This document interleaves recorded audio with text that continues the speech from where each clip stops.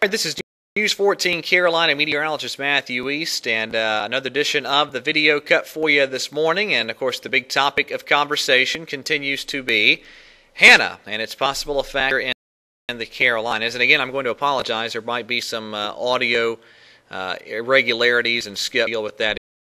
If you would bear with that with me as we go through this video. All right, Hannah, a tropical storm as I'm cutting this video, and I'm going to show you some of the various computer model guidance here with Hannah. This is the Canadian model run, the 0Z run today, and it takes Hannah to the northern coast of South Carolina, roughly near the Myrtle Beach area, and then rides it up through roughly the Outer Banks just inland from there. It's the Canadian. This is the no gaps model, much farther south. This is the 0Z run of the no gaps, bringing Hannah into the Georgia coast. That is the UK Met 0Z run. It's even farther eastward, making a landfall really only in the North Carolina Outer Bank area. Runs here.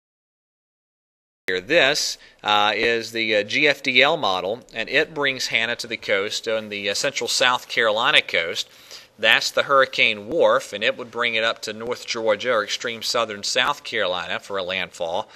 And really, I want to show you the difference in the computer model tracks. This is the various 0Z computer model runs, and notice as I'm going to show you this compared with the 6Z data. That's the 6Z data there.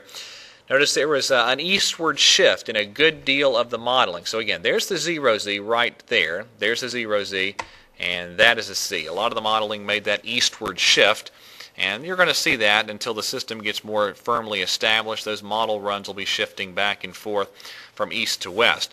The official National Hurricane Center fast track as of the 8 a.m. intermediate advisory shows you a landfall on the South Carolina coast and quickly bending northeastward through eastern parts of North Carolina. I'm in pretty much agreement with that Hurricane Center track, and I think the 6Z runner of the GFS did a pretty good job. At least it looks like it's doing a pretty good job with the eventual track of Hannah. So let's show you some model plots here. Here we are today, very quiet day, a lot of sunshine, warm temperatures, low levels of humidity. Tomorrow, that's 2 o'clock tomorrow afternoon. The forecast very much the same. By the way, that's the remnants of Gustav lifting up there through parts of Missouri and Illinois. All right, so here we go into the day on Friday. Now we're seeing Hannah approach the coast. That is 0Z, or 8 p.m. Friday evening. Notice the rain breaking out to the west of the center here across the Carolinas. And I think there's enough upper-level support with this system that even if the center tracks to our east, we're going to see some rain from this as we go through late Friday and early Saturday. The GFS showing a landfall very near the North Carolina state line, not far from Wilmington, and a little north of Myrtle Beach. And from there, the system bends northeastward through eastern parts of the Carolinas and eventually exits on off to the northeast. So certainly, this is correct. The most significant impacts from Hannah in terms of interior impacts and wind and tornado eastern parts of North Carolina. We see some rain and breezy conditions for the Charlotte and Triad zones. But the worst would stay east if this eastward shift in the modeling is correct. But certainly, again, that is not set in stone at all. I'm going to continue to mention the chance for some rain late Friday, especially Friday night into early Saturday, some breezy conditions, and depending on where that system tracks, we'll have to watch for the chance of some very breezy conditions as well as that tornadic threat. Elsewhere in the Tropical Storm Ike out there, soon to become Hurricane Ike, probably will today.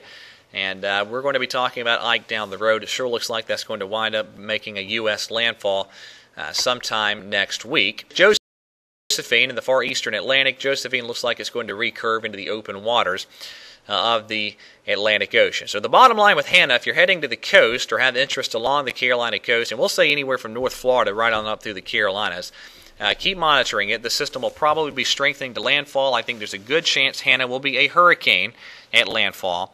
And depending on how quickly it gets its act together, still could be maybe a Category 2 or stronger hurricane. Really see some intense development, but that certainly remains to be seen. In addition to the video, you can email me at matthew.east@news14.com, and of course, continuous updates for you on News 14 Carolina on television and on the web at www.news14.com. Thanks for watching the video. Everyone have a great Wednesday, and God bless.